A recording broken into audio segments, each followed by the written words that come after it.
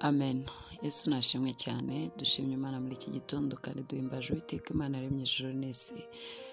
Yongeye kuduha umunsi mwiza w'umugisha. Nizere ko mwabaye amahoro, Umwami Yesu yabarinze. Twihuse cyane rero muri iki gitondo cyiza cy'umugisha tugiye kureba ijambo rivuga ngo ni igihe cya kurinda umuhangayiko muri ubu buzima. Mu buzima bwa buri munsi duhura n'ibintu byinshi biduhangayikisha. Birumvikana neza yuko ubuzima atari umuhanda urambuye udafite ibibazo, udafite ibintu byinshi, ariko nyine turaje turebere hamwe ni gute wakirinda umuhangayiko muri ubu buzima. Hari bamwe bagerageje kuwirinda babishakishije impamvu nyinshi zitandukanye, kavuga ati wenda nintunga amafaranga menshi sinzongera guhangayika, ninubaka inzu nziza sinzongera guhangayika, abana banjye nibajya ku ishuri ryiza sinzongera guhangayika, cyangwa se ninkora ibi n'ibi ntabwo nzahangayika. Ariko ni ukuri ugasanga ntabwo ahubwo ubikemuye, nibwo umuhangayiko ubaye mwinshi. Wubatse inzu, iruhande rwawe wubatseho ama etaje, uravuga ati okay, uhangayikishijwe no kuzamura indi, abana bagiye kwiga ukumva ikigo ntabwo kikunyuze, umuryango ukumva nyine ntabwo ari uwo washakaga, kubera ko murabizi ko ibyifuzo mu buzima bihora ari ibyifuzo. Buri munsi umuntu ahora n'ibyifuzo, sindabona ikintu kirangira. Ibyifuzo bisa n'amashyiga cyangwa se n'iziko ridahaga inkwi, ridahaga gucanwamo. Ndagira ngo nkubwire rero ko hari umuti wo guhangayika mu buzima, hari umuti wo guhangayika, ari nawo turi burebere hamwe uno munsi. Ibintu byose wagerageza, ibyo wagerageje ntabwo nibwira ko byakurinze umuhangayiko w'ubuzima. Bamwe bifuje ko bakira umuhangayiko uri kumwe n'inshuti zawe, cyangwa se famiye yawe, cyangwa se abavandimwe bawe, cyangwa se ubutunzi runaka, amafaranga runaka, ariko ukagaruka ugasanga n'ubundi ntabwo washize umuhangayiko, ntabwo umubabaro wagushize. Nimba ugerageje kubona n'ibyishimo ntibirenze igihe kinini bikarangira, kuko byo birarangira, n'amarangamutima ararangira, ntabwo ari ibyishimo byuzuye. Niyo hari ibyishimo byuzuye, niyo hari umunezero utarangira, niyo hari amahoro ugira no mu gihe kitari cyo kuyagira, ugira no mu gihe cy'intambara, niyo hari umunezero ubaho no mu gihe kitari cyo kunezerwa. Ese birashoboka yuko wanezerwa mu gihe ubona bitari ngombwa? Birashoboka yuko wagira amahoro mu gihe bitari ngombwa? Ese bibaho yuko ubaho ubuzima uhorana umutuzo, uhorana kugubwa neza, uhorana kunezerwa kandi ukiri muri uyu mubiri? Ibyo nibyo turi buganire uyu munsi wa none. Imana y'amahoro nibaha umugisha. Mbifurije kubaho mudahangayitse, mbifurije kubaho nta n'umwe, cyangwa se mubasha kwirinda umuhangayiko n'akajagari k'ibitekerezo na stress itandukanye, kubera impamvu zikurikira ari nazo tugiye kureba. Bene data, ndagira ngo mbabwire yuko ubuzima budahangayika bubaho kandi atuye muri iyi si yagombye guhangayika, ariko afitiye amahoro aho abandi bayaburiye. Ibyo rero bibaho cyane. Reka twihute dusome ijambo ry'Imana riri muri Yohana, ni igice cya 14, turahera ku murongo wa mbere. Haravuga ngo ntimuhagarike imitima. Haleluya. Imitima yanyu mwizere Imana, nanjye munyizere. Imana ishimwe cyane. Mu rugo rwa data harimo amazu menshi, kandi hatabaho mba mbibabwiye ko ngiye kubategurira hanyu. Ni uwo murongo rero turi busome n'indi, ariko reka mbabwire ngo Umwami w'amahoro nyir'ibihe byose yigeze kubwira abana ati ntimukiganyire, mwibaze ko ejo bizamera, bizagenda bitese, ahubwo mwizere Imana. Hanyuma igeze no kuvuga ngo ibi mbibabwire kugira ngo mwese mugire umubabaro, ariko nimuhumure no kuri nanesheje isi, ndaza kubaha amahoro, amahoro adatangwa n'abana b'abantu, amahoro yo muri Kristo Yesu. Agiye kujya mu ijuru avuga ati mbahaye amahoro yanjye. Rero dusomye ijambo rikomeye rivuga ngo ntimuhagarike imitima. Iyo ijambo rivuze ngo ntimuhagarike imitima, nuko yari azi neza yuko ibihagarika imitima bihari. Abwira intumwa ngo ntimuhagarike imitima, yari azi ko bihari. Nawe nimba akubwira ngo ntuhagarike umutima, nuko azi ko ibihagarika bihari. Arazi ko ibibazo bihari, arazi akazi, arazi ibibazo, arazi umuryango, arazi ibyo urimo, arazi ibyo wirirwamo, arazi impamvu nyinshi, arazi ibyo mu itorero, arazi gahunda zose z'ubuzima, azi ko harimo ibizaguhagarika umutima. Ariko ijambo rikomeye cyane, ntuhagarike umutima. Ese birashoboka twakibaje tugitangira. Birashoboka ko umuntu abaho adahagaritse umutima, birashoboka ko umuntu abaho adafite akajagari k'ibitekerezo, adafite stress. Ijambo ryatubwiye ngo ntimuhagarike imitima, igisubizo ni mwizere Imana nanjye munyizere. Haleluya. Mwizere Imana nanjye munyizere. Nicyo cyonyine gishobora gutuma udahagarika umutima.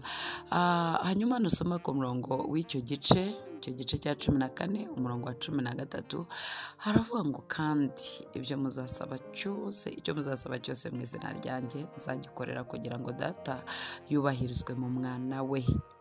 Nimugira icyo musaba cyose mu izina ryanjye nzagikora.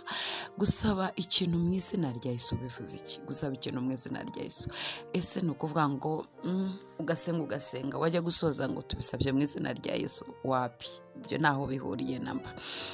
Ese ni ukutekereza yuko ibintu byawe byose nubwira Yesu, okay Yesu ndabinyuza mu izina ryawe, biri bukoreke? Oya, utekereje hafi. Gusaba ikintu mu izina rya Yesu bivuze iki? Byendaga kutubwira iki? Ibyo mvuze nshobora kubitangira impamvu. Abahungu bamwe bene Sekiwa bagiye kwirukana abadayimoni, hanyuma barangije barababwira ngo tuje kubirukana mu izina rya Yesu. Uwo Pawulo avuga, barababwira ati rero Pawulo turamuzi rwose, ni umusitari wacu, turamuzi, abadayimoni baramuzi, yaratuzonze. Yesu muvuga rero we tumuzi cyane, tumuzi mutaramumenya, ataragera no ku isi. Hanyuma mwebwe muri bandi?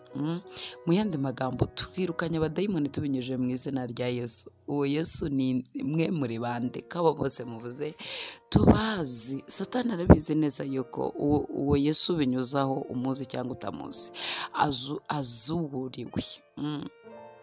Ahangaha ndagira ngo mbibutse neza yuko kusaba ibintu mu izina rya Yesu ntabwo ari ku munwa. Ibyo n'abadayimoni barabizi, bazi kuvuga Yesu ku munwa, ntabwo ari ku munwa. Gusa ibintu mu izina rya Yesu ni mu mutima. Ni ubushuti mufitanye, ni ubusabane budasanzwe. Waramwakiriye, abo umwami w'umukiza n'ubugingo bwawe. Ni ukuvuga ngo Yesu yaravuze ngo nimuguma muri njye, amagambo yanjye akaguma muri mwe, musabe icyo mushaka cyose muzakibona. Ni we nawe mubananyemo, uri muri Kristo Yesu nawe ari muri wowe. Saba icyo ushaka, akotorize, avuge ngo Mana ibi bintu bimuhe, ni njyewe ubihaye kuko ndi muri we. Imana ishimwe cyane, ni njyewe ubihaye. Muhe icyo agusabye kuko ni njyewe ndi muri we. Hari ibyo arimo ashaka, harimo ibyo arimo yifuza, bimuhe kuko ndi muri we. Mu yandi magambo, abihaye Kristo uri muri wowe. Imana nishimwe cyane.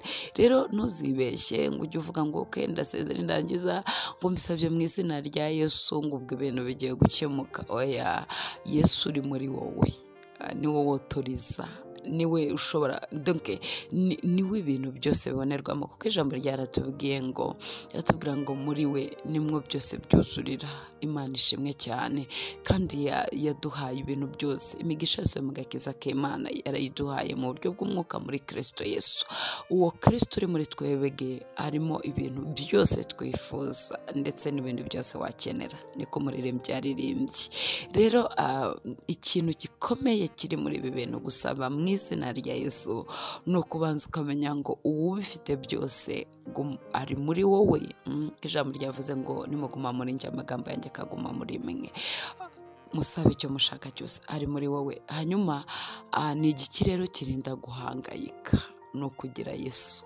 Imana ishimwe cyane. Twabivuze yuko amazu menshi, ubutunzi bwinshi, imiryango niyo watunga ibya mirenge, bitazakubuza guhangayika. Nibe nabikubuza ntago ari igihe kinini. Iyo ndumva nageze ku kintu gishoboka cyiza kigaragara, muze duserebure, mugaserebura, celebration yarangira ukumva ntutuje, ukumva ikintu no kugera ku bindi. Ariko mbibutse yuko kwifuza kugera kure cyangwa ko dreaminga cyangwa se kurota ibintu binini ntago ari icyaha. Hamo turivugira gutuza ku mutima, kudahangayika, kutaba ubuzima buhangayitse bufite umubabaro. Kandi ndagira ngo mbabwire, ijambo ryarambwiye ngo mwishime iteka, mubiba byose mujye mushima, mwishimire mu mwami. Ibyishimo byuzuye biva mu mwami, ibyishimo byuzuye biri muri Kristo Yesu. ibyo nibyo bidafite aho bihuriye na achievement wagize, n'amafaranga winjije, n'amazu wubatse, n'umuryango wubatse, n'abavandimwe n'inshuti, kuko byo bishobora no kurangira. Ariko ibyishimo byuzuye biri muri Yesu birinda no guhagarika umutima, ibyo ntago birangira kuko ntibidepanda, ntago ari dependence, donc ntibiri munsi ya nakoze iki nkigeraho reka nishime, nageze kuri iki nashakaga reka nishime. Ibyo biratandukanye, ntibiri munsi kuko byo niyo bitagezweho ibyo bintu byawe, niyo bitakunze, n'ibyo wifuzaga bidashoboka, urishima kuko muri Kristo Yesu hari ibyishimo byuzuye. Ni gute waba ubuzima budahangayitse? Ni ukwishimira mu Mwami. Umuntu yishimira mu Mwami ati kubera mu buntu bwa Yesu, mu neza y'Imana, mu mbabazi zayo, iyo Kristo ari muri wowe ni ibyishimo ku buzima bwawe, kuko ni Umwami w'amahoro. Yaravuze ngo ubutware buzaba ku bitugu bye, azitwa igitangaza, Data wa twese uhoraho, Umwami w'amahoro.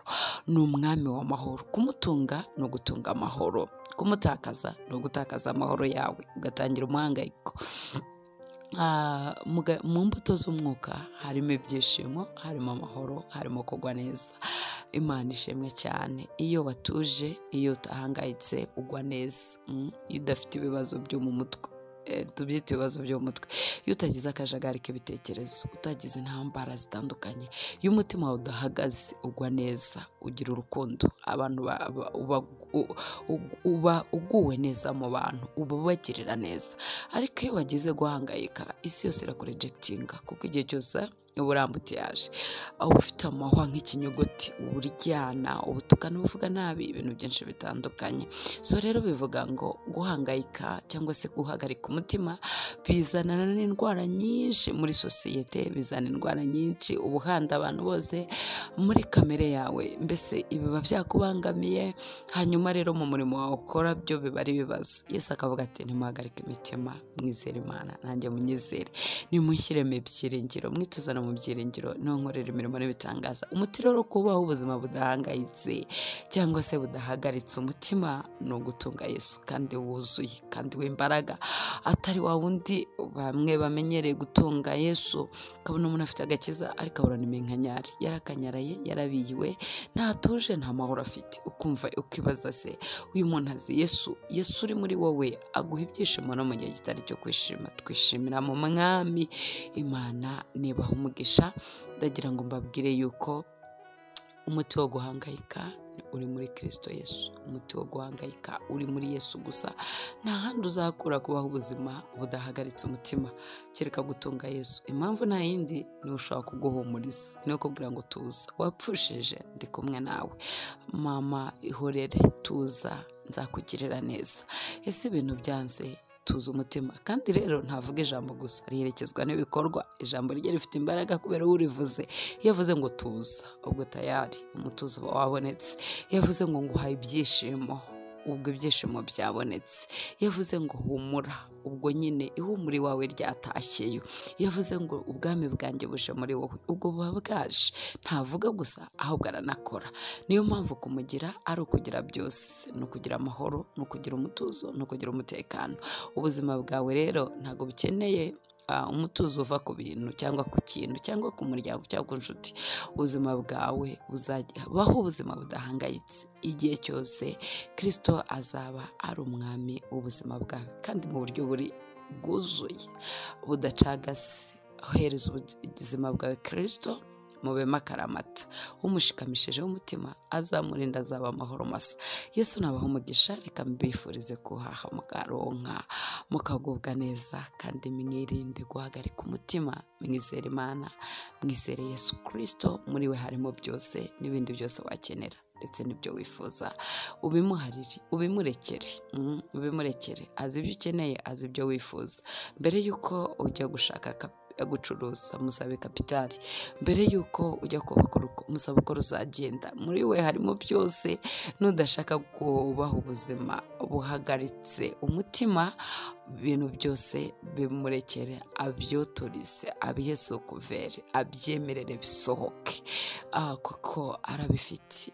nyuma ya byose yamuhaye ubutware hejuru y'ibintu byose kandi abishyira munsi y'ibirenge bye. Muhumure rero, Yesu yaranesheje. Imana ibahe umugisha, mugubwe neza, turabakunda. Shalom shalom.